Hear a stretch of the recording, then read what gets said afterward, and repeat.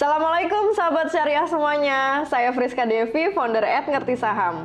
Di video kali ini kita akan diskusi bareng tentang salah atau enggak sih kita membeli saham dengan metode buy on weakness atau membeli saham dengan harga terendah.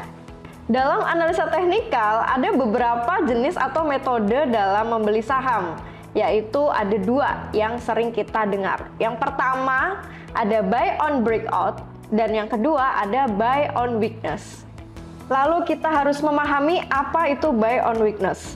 Buy on weakness dalam dunia analisa teknikal yaitu ketika kita atau sahabat syariah membeli suatu saham dengan melihat indikator grafik sebagai acuan utamanya.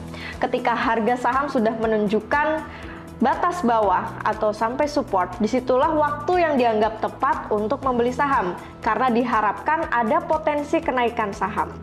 Metode buy on weakness ini tentu memiliki kelebihan dan kekurangan. Kelebihan metode buy on weakness ini yaitu investor bisa mendapatkan harga rendah dalam membeli saham karena sudah mencapai titik supportnya, sehingga diharapkan bisa mendapat potensi cuan atau imbal hasil yang maksimal. Kemudian, investor juga bisa memanfaatkan metode buy on weakness ini untuk menjadi momentum untuk bisa average down ya, atau membeli harga yang lebih rendah dibandingkan harga beli kita sebelumnya. Sedangkan kekurangan metode buy on weakness ini yaitu investor harus menelusuri betul apa penyebab penurunan harga saham itu. Apakah memang turun karena kinerja perusahaan atau hanya karena isu atau sentimen sementara.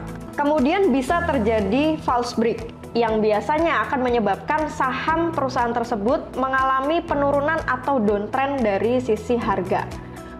Nah, yang menjadi pertanyaan, apakah metode buy on weakness ini cocok untuk investor pemula? Menurut saya pribadi, cocok untuk investor pemula. Karena apa? Karena metode buy on weakness ini bisa membantu investor untuk memaksimalkan return atau imbal hasil dengan membeli saham di harga yang paling rendah.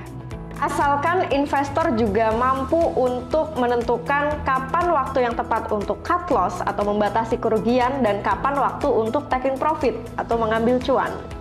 Jadi pada intinya, bagi para investor saham pemula tentu tidak salah jika ingin menerapkan strategi beli saham dengan metode buy on weakness untuk memaksimalkan cuan atau return. Jadi sahabat syariah jangan takut untuk mulai berinvestasi dan membeli saham dengan metode buy on weakness.